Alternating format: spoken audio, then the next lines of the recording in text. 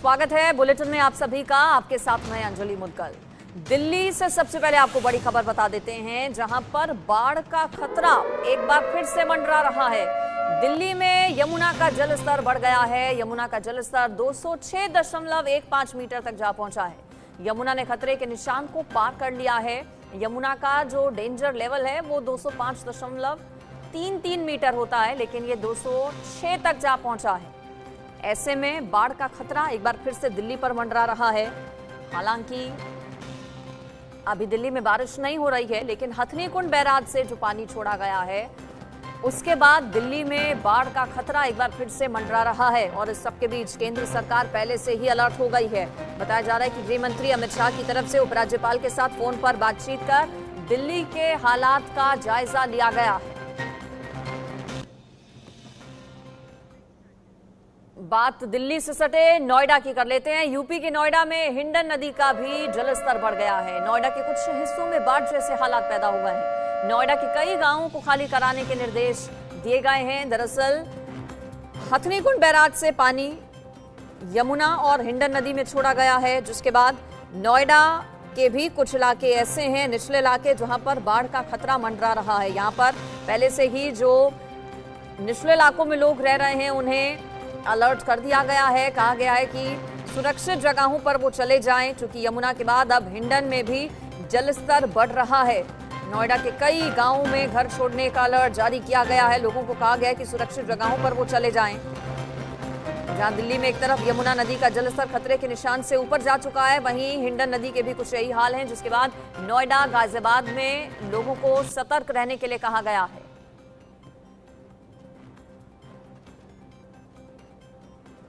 दिल्ली में एक बार फिर से बाढ़ का खतरा मंडराने लगा है, क्योंकि यमुना के जलस्तर में लगातार बढ़ोतरी देखने को मिल रही है। और सुबह 8 बजे के आंकड़ों की बात करें तो सुबह 8 बजे यमुना का जलस्तर राजधानी दिल्ली में 205.90 मीटर दर्ज किया गया, जो खतरे के निशान से तकरीबन 60 सेंटीमीटर ऊपर बह रही है। और आपको सामने दिखा दें कि यमुना नदी के किनारे इस वक्त मौजूद हैं, और सामने यमुना के जलस्तर को मेजर करने के लिए जो खंभे लगाए गए हैं उसमें भी आपको दिख रहा होगा कि यमुना का जो जलस्तर है वो 205.9 के आंकड़े को पार करता यहां पर दिख रहा है, क्योंकि हथनी कुंड बैराज के जरिए लगातार यमुना नदी में जो पानी है वो छोड़ा जा रहा है। और सुबह 1 बजे से बात करें, सुबह 1 बजे से लेकर 7 बजे तक हर घंटे यमुना नदी में तकरीबन 1.5 लाख क्यूसेक पानी छोड़ा गया है, जिसकी वजह से यमुना का जो जल स्तर है वो लगातार बढ़ता जा रहा है। सेंटर फॉर वाटर कमीशन की माने तो आज शाम तक यमुना का जो जल स्तर है वो 206.90 मीटर के आंकड़े को भी पार कर जाएगा। और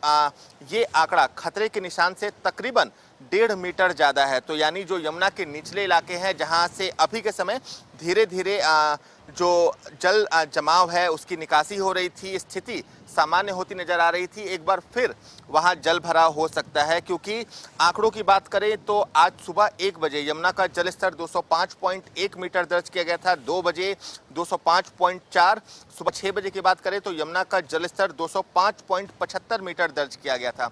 यानी यमुना का जो जलस्तर है वो हर घंटे के साथ लगातार बढ़ता जा रहा है। सुबह 9 बजे के आंकड़ों की बात करें तो जो यमुना का जल स्तर है वो बताया जा रहा है कि 206 मीटर के करीब पहुंच सकता है, क्योंकि 8 बजे यमुना का जल स्तर 205.9 मीटर दर्ज किया गया था। तो ऐसे में जो सरकार है वो अलर्ट पर है, और लोगों को ये सलाह दी जा रही है कि जो निचले इलाके में लोग जो रह रहे हैं वो सुरक्षित जगहों पर चले जाएं, क्योंकि कुछ दिनों पहले भी राजधानी दिल्ली में जो यमुना का जल स्तर था वो 208.66 मीटर के स्तर तक पहुंच गया था, जो अब तक का सर्वाधिक है। तो ऐसे में एक बार फिर सरकार सतर्क है और यमुना के निचले इलाकों में मुनादी करवाई जा रही है, ताकि जो लोग यमुना के निचले इलाके में रहते हैं वो सुरक्षित स्थानों पर चले जाएं। जर्नलिस्ट दिनेश के साथ नवीन निशांत, इंडिया न्यूज, दिल्ली। तो देखिए, कई ऐसे देश के राज्य हैं जो कि बाढ़ और बारिश की चपेट में हैं। सबसे ज्यादा असर इस वक्त महाराष्ट्र और गुजरात में देखने को मिल रहा है, जहां पर जनजीवन अस्त व्यस्त हो गया है। मुंबई में क्या हाल है, मेरे साथ सुजाता जुड़ गई हैं, हमारी संवाददाता, उनका रुख करेंगे। सुजाता, मुंबई में स्थितियां सामान्य हुई या फिर अभी भी उसी तरह के हालात हैं? क्या अभी भी कई ऐसे इलाके हैं जहां पर पानी भरा हुआ है? बिल्कुल, देखिए मुंबई में अगर बात करें तो लगातार सुबह से ही भारी बारिश देखने मिल रही है। रुक रुक कर बारिश हो रही है, लेकिन जब जब हो रही है तब बहुत ज़्यादा तेज़ हवाओं के साथ जो ये बारिश आपको देखने मिलेगी। आपको मैं बता देती हूँ जुहू बीच का जो इलाका है किस तरीके से यहाँ पर इस पूरे जुहू बीच को जो है बंद कर दिया गया है और यहाँ पर लोगों को आने के लिए सख्त मनाही कर दी गई है। लोग खड़े हैं अंदर जाने के लिए, लेकिन उन्हें जाने नहीं दिया जा रहा और पूरे इस एरिया को जो है बैरिकेडिंग कर दिया गया है। और कारण ये क्योंकि आज हाई टाइड का समय है, यही समय है जब समुद्र में हाई टाइड आने वाला है 4 मीटर का। और यह बोर्ड देख सकती हैं जो टाइड टेबल यहाँ पर लगाया गया है। जुलाई का महीना और आज जो है संडे होने के कारण 4 मीटर तक का हाई टाइड जो है समुद्र में आने वाला है, जिसके चलते यहाँ पर लोगों को आना सख्त मनाही कर दी गई है। इसी के साथ सिक्योरिटी जो है किसी भी तरीके से ब्रीच ना हो, इसलिए इस पूरे जगह को बैरिकेडिंग कर दिया गया है। और अगर आप देखें तो हाई टाइड आपको इस समय नजर भी आएगा कि कितनी बड़ी लहरें जो है वो समुद्र में उठ रही हैं। और साथ ही जो रेड फ्लैग लगा दिया गया है डेंजर जोन के तौर पर, डेंजर मार्क बता दिया गया है, यानी उसके आगे कोई भी जो है इस लिमिट को क्रॉस नहीं कर सकता। 4 मीटर तक का हाई टाइड जो है आपको समुद्र में नजर आएगा, जिसके चलते पूरे प्रयास किए गए हैं कि जुहू बीच पर और उसके आसपास के इलाकों पर कोई भी अंदर ना जा सके, क्योंकि ये वही बीच है जहां पर एक समय 6 बच्चों ने अपनी जान गंवा दी थी जब वो यहाँ पर तैरने आए थे। और जब उन्होंने जो लाइफ गार्ड्स थे उनकी बात ना मानने पर अंततः उन्होंने जो है अपने हाथ से जान गंवा बैठे। और आखिरकार जो है पुलिस को इतने सख्त जो है कदम उठाने पड़े कि अब यहाँ पर कोई भी अंदर नहीं आ सकता। बीच को बंद कर दिया गया है ताकि कोई भी किसी प्रकार से सिक्योरिटी ब्रीच कर अंदर ना जा सके, क्योंकि बारिश का मौसम ऐसा मौसम जब लोग इसका जो है लुत्फ उठाना चाहते हैं और वो उठाते हैं बीच के किनारे जाकर, समुद्र के किनारे जाकर जो है अपने परिवार के साथ, अपने दोस्तों के साथ। ऐसे में पूरे प्रयास किए जा रहे हैं। बीएमसी के अभी भी मैंने तस्वीरों में देखा कुछ लोग पहुंचे हैं ताकि किसी भी प्रकार सुजाता, उनसे बात कीजिए। क्या उन्हें नहीं पता कि हाई टाइड का अलर्ट है या फिर जानबूझकर हाई टाइड देखने के लिए वो आए हैं? बातचीत करने की कोशिश कीजिए। बिल्कुल बिल्कुल, देखिए यहाँ पर लोग जो है वो बीच पर आए थे घूमने के लिए, लेकिन वो जा नहीं पाए क्योंकि बीच बंद था। क्या बोलेंगे आप लोग? आप बीच घूमने आए थे लेकिन बीच बंद है। घूमने आए थे जी, घूमने आए थे लेकिन बंद है बीच आज। हाँ, अभी क्या करें, अभी जाना ही पड़ेगा घर को। लेकिन आपको पता नहीं है कि भारी बारिश हो रही है तो बीच पे आना मना है? नहीं ना, इतना नहीं पता था। हम अभी गाँव से आए सर। अच्छा, गाँव से आए हैं आप लोग। और क्या अभी जब बीच चालू नहीं है, भारी बारिश भी हो रही, तो क्या प्रिकॉशंस ले रहे हैं आप लोग? आप लोग पूरे ग्रुप में घूमने आए हैं?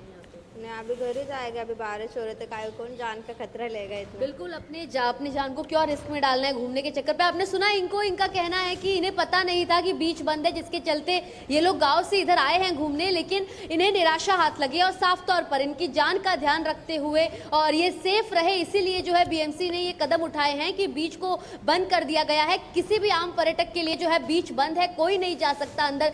सिर्फ जो पुलिसकर्मी हैं, जो सुरक्षा कर्मी हैं, जो लाइफ गार्ड है, उन्हें छोड़कर सभी के लिए। और मुंबई में खास तौर पर येलो अलर्ट जारी कर दिया गया है। मरीन लाइंस की बात करें या फिर गिरगांव चौपाटी की बात करें, हर जगह जो है इसी प्रकार से पाबंदी लगा दी गई है ताकि कोई भी व्यक्ति जो है वो अंदर जाकर समुद्र के किनारे ना जाए, क्योंकि तेज लहर के कारण उन्हें पता भी नहीं चलता अंजलि, और वो कब अपनी जान से हाथ धो बैठते हैं और लहर के साथ अंदर चले जाते हैं और फिर जो है उन वापस वो आ भी नहीं पाते हैं, इतना ज्यादा वो अंदर चले जाते हैं। जिसके चलते अब ये खास तौर पर मेजर्स उठाए गए हैं कि किसी को भी बीच के किनारे नहीं जाने देना है और सख्त गाइडलाइंस जो है वो भी जारी कर दिया गया है। बिल्कुल, ये अच्छी बात है कि वहां पर प्रशासन अलर्ट है और इस तरह से बैरिकेडिंग की गई है ताकि लोग बहुत ज्यादा आगे तक ना जा सकें। इससे पहले टाइड टेबल भी आप सुजाता दिखा रही थी। आज हाई टाइड का अलर्ट है, इसके अलावा कल परसों आगे आने वाले दिनों की अगर बात करें 3-4 दिन, क्या मौसम इसी तरह से बना रहेगा या फिर कुछ राहत के आसार हैं? देखिए, बात करें अगर आने वाले दिनों की, तो आने वाले बताया जा रहा है कि लगभग 3 दिनों तक जो है मुंबई में येलो अलर्ट है। लेकिन मुंबई से ज्यादा जो अगर हम बात करें तो हालत खराब है रायगढ़, यवतमाल और पालघर जैसे जो इलाके हैं, वहां पर खास तौर पर हालत काफी ज्यादा खराब है। जिस वजह से ये जो आप अभी टाइट टेबल देख रही थी, ये पहले नहीं था, लेकिन अब इसे लगा दिया गया है क्योंकि जब से बारिश शुरू हुआ है तब से मुंबई में अगर बात करें तो बहुत ज्यादा हालत बिगड़ते हुए नजर आ रहे थे। एक तरफ जहां आम रास्तों पर जो लोगों की चलने के लिए और गाड़ी चलाने के लिए रास्ते हैं वहां पर पानी जमा हो जा रहा था, जल जमाव हो जा रहा था। और अब जो है फिर लोग जुहू बीच पर जब आते हैं, जब ऐसे तमाम जो मारवे बीच की बात कर लिया, जो तमाम ऐसी बड़ी बीच हैं जहां पर लोग अक्सर अपने परिवार के साथ जाते हैं, वहां पर भी इसे बंद करना पड़ा, क्योंकि जिस प्रकार से जो स्तर पर लोग पानी में जाते हैं, पानी में तैरने नहाने जाते हैं, उससे कई बड़ी घटनाएं जो है वो भी हो सकती है। और ऐसे में कई लोग हैं जो ये गेट को कूद कर या फांद कर भी चले जाएंगे, जिसके चलते यहाँ पर जो बृहन मुंबई म्युनिसिपल कॉर्पोरेशन के कर्मचारी है वो टाइम टू टाइम आ रहे हैं और यहाँ पर चेकिंग की जा रही है कि कोई भी अंदर ना जा सके। क्योंकि अगर मैं आपको दिखाऊं तो अभी कुछ ही समय पहले कुछ ऐसे छोटे बच्चे 15 साल के बच्चे थे, उन्होंने इसी गेट को जो है फांद कर वो बगल चले गए और जब उन्हें वहां से भगाया गया तो वो यहाँ वापस आ गए, जिसके चलते यहाँ पर जो बीएमसी कर्मचारी है वो लगातार आ रहे हैं और उन्हें सख्त गाइडलाइंस भी दी गई, क्योंकि अगले आने वाले 5 दिनों तक जो है मुंबई में भारी बारिश के आसार है। 3 दिनों के लिए मौसम विभाग द्वारा येलो अलर्ट भी जारी कर दिया गया है।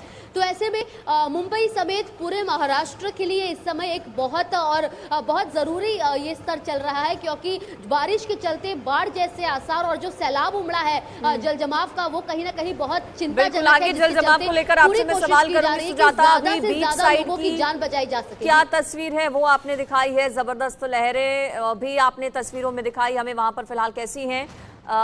मैं रुख कर लेती हूँ अब सूरत का, जहां से मेरे साथ हमारे संवाददाता अमित जुड़ गए हैं। अमित, गुजरात में भी बहुत ज्यादा स्थितियां खराब हैं, कई ऐसे जिले हैं जो कि बाढ़ बारिश की चपेट में हैं। फिलहाल मौजूदा हालात क्या है, कौन कौन से कितने ऐसे जिले जहां पर सबसे ज्यादा असर, कितना जनजीवन पर असर पड़ा है बाढ़ और बारिश की वजह से?